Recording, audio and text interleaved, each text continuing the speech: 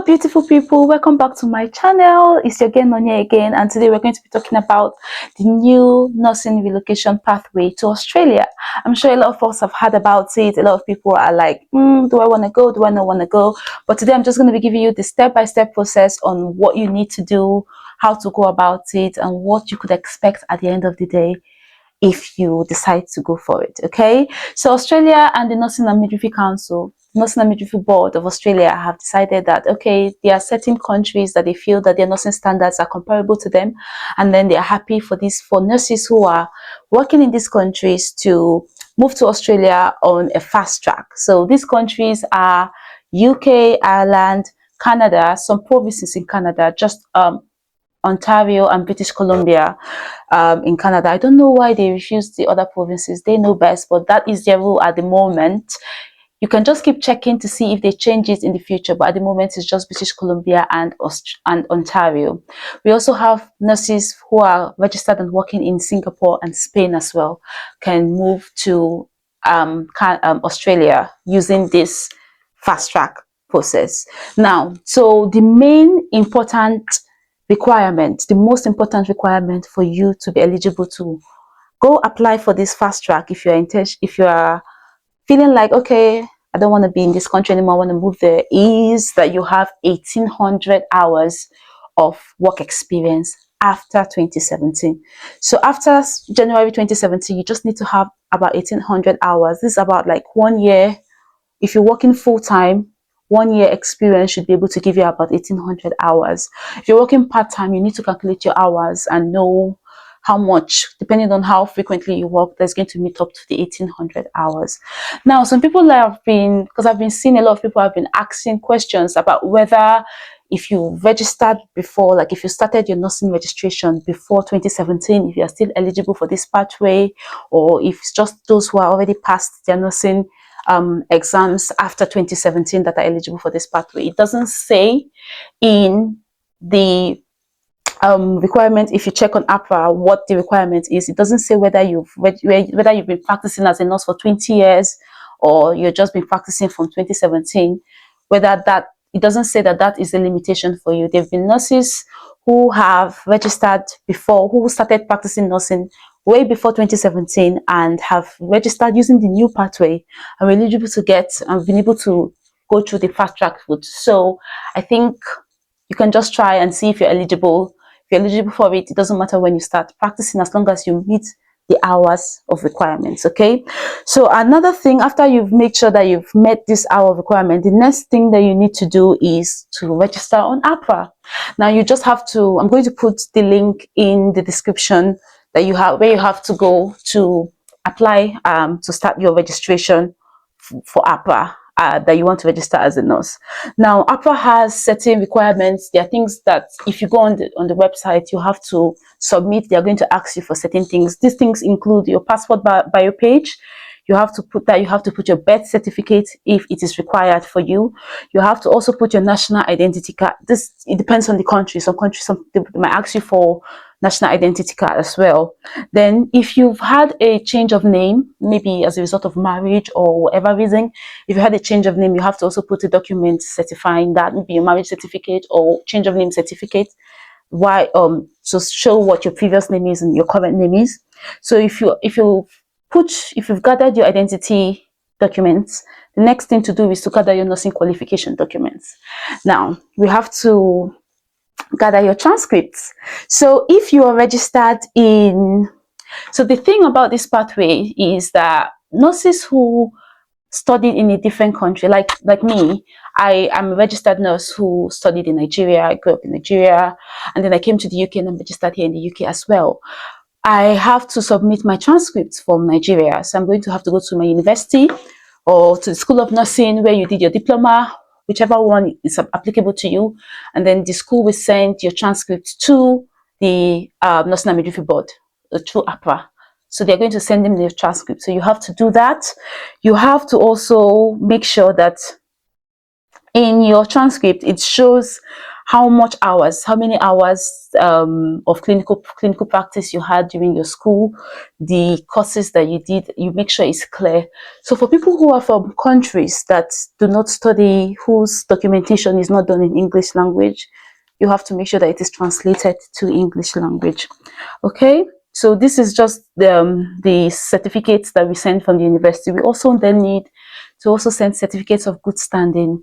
So for me, Nursing and Midwifery Council of Nigeria will have to send a certificate of good standing. We'll have to do like a verification that I've been a good nurse while I was in Nigeria and I don't have any professional, issues in my records at all.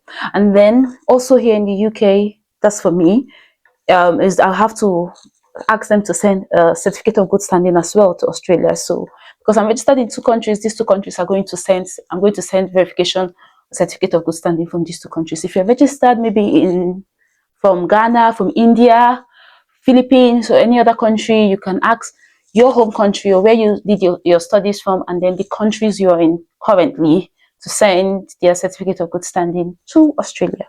Okay, so that's what you need for registration. And then we'll now move to how to evidence the practice hours. This is a very critical part because this is what they put on there as the specific criteria. So it's going to be a little bit tricky, but you have to make sure that you put enough evidence to show that I have been working for these hours, I have been working past these hours even, and I'm eligible for this. So some people have said that they've tried to evidence their hours, they thought they were eligible for this new pathway, but AHPRA still rerouted them through the long OSCE pathway. Some people have complained that despite their eligibility, they felt they were eligible, but still. So I think it might have to do with the evidence. It might have to do with what they put in the application. It might not have been strong enough, and the regulations might have felt, oh no, we need more, and maybe this does not meet the standards that they want, and then they reroute. So what you need to submit is employer statements, like your contracts, job contract, stating that, oh, you've been employed by this organization for this amount of hours to work, maybe full-time, part-time, whatever time it is. You can also use that this employer statement can show your role title, your average weekly hours, your supervisor's name, your contract, description of duties, the context of your job. You can also then put your pay slips showing the dates and hours. You can put your rosters or your shift records. People that have electronic rosters should be easy. You can just go back and check all your electronic, you can use just screenshots of your electronic data from maybe 2 years back, so that you make sure that you give them enough evidence that you have the required hours. You can also show your tax records showing how much you've earned, just not showing that you've earned like this amount of money. Your pay slips will show you that you've had like salaries that have come from a certain period of time, and that you've been working full-time, if you understand what I mean. Then you can also show appraisals. Appraisals can also help to show that you've had, been working for a period of time, and that this can, prove your experience. Anyway, so these are the things that you can submit as a registered nurse, trying to prove your work hours, your experience, your caseload. Now, there are other criteria aside from these main criteria that you also need to submit. You need to submit criminal record checks. So if you've been in any country for more than 6 months, they require you to send criminal record check from that country. So for instance, I've been from Nigeria. I've lived most of my life in there. I have to send a police check from Nigeria and also one from the United Kingdom. So depending on, some people have even lived in 3 or 4 countries. So if you've, toured the world, lived in so many countries and spent your life in so many countries for more than 6 months, you can request for criminal record checks in these countries. It has to be 6 months. If you've gone for a 2 weeks holiday, you shouldn't bother. Just went to flex and come back, so that's fine. Okay. Another thing that you need to do is you have to upload evidence of recency of continuous professional development.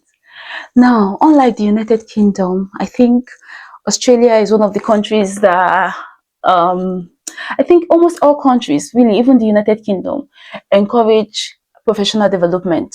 So there should be certificates receipts, not receipts, sorry, certifications that show that you've been developing yourselves, you've gone for conferences, you've had these study days and things like that. If you've had your masters, you add to it. If you've had higher education, you add to it, just to prove that you've been growing as a nurse. Or even if you just started your nursing, that you've gathered more knowledge by doing more courses too. You have to add that as well. And then you also have to add English language evidence. So now this is a bit tricky. So I know someone has already asked me, oh, Nonye, since we've been working in the UK for the past maybe 3 years, I don't think I need to also upload my English language certificate now, even if I've been, I came from Nigeria. So I checked on AHPRA, and AHPRA says there are specific criteria you have to meet to see if you have it. Like, you don't have to write the English language exams. So if you've studied in these comparable countries, like if you studied in the UK, in Canada, in Ireland, in all these countries that they recognize as first first English speaking countries, you don't have to write any English examinations. So if you study in UK, you registered in UK, you're fine, you're exempt from writing any English. But if you're like me, who studied in Nigeria and then you've been in UK, even if you've been in UK for 20 years, you will have to write your English language test competency exam. So you can either choose to write IELTS, OET, PT. There's a list of English language tests that they accept. So if you go through the website, you will see it. There's a list of it. So you can just choose IELTS, OET, PT, whichever one is convenient for you, whichever one you prefer. You write this and add that to your documentation. Okay? So after we then verify your documents, we'll request from your regulators, okay, this person said she's got this. Is that true? Does it match what documentations you guys have? And if they're happy with all the things you've submitted, then voila, you've got yourself registered to Australia. But if they are not happy with all the documents you've submitted, they might reroute you to go through the OSCE-based route. So some people have said that they tried to register to fast track, to register through the fast track, and then AHPRA said, nope, we still need more, you need to write the OSCE. So it's just better to make sure that you gather all the necessary documents as, to the best of your abilities. Just do everything you can to make sure that, okay, you can avoid writing the exam. So you have to write OSCE, or you have to write NCLEX, but at the best. So if you've done all of that and they still say, oh, this is it, then you know that, okay, you did your best to go through the other pathway, but it didn't work out for one reason or the other, and then now you have to write the exams. I'll always say it's finger crossed. It's a 50-50 thing. The rules are not like so set on stone. It really just depends on the person who is assessing your registration documents. It depends on what criteria you meet. So it's not like it's 100% that once you meet 100 hours, you'll be getting the fast track. It's not. So people have been complaining that it doesn't always happen like that, and people have been happy it's happened like that with them. So this is basically step-by-step information that you will need to be able to register with AHPRA. I'm going to put the link in the description box to AHPRA, and I'm going to put a checklist of the documents you will need to submit. So I'm just going to put it like a downloadable checklist, so you can just download it, and then whenever you just tick the box, you've gotten this ready, you know the list of things that you need to submit to AHPRA as well. Thank you for watching. Thank you for coming back to my channel. Thank you for being with me again today. I look forward to seeing you next time. Just if you have any questions or confusions, or if you want me to talk about anything else in my video, just send anything to me. Write it in the comment section. Just write it in the comment section. I'll do my best to reply. I'll do my best to, see if I can get more information for you, or make a video about it if I need to. Thank you. Bye.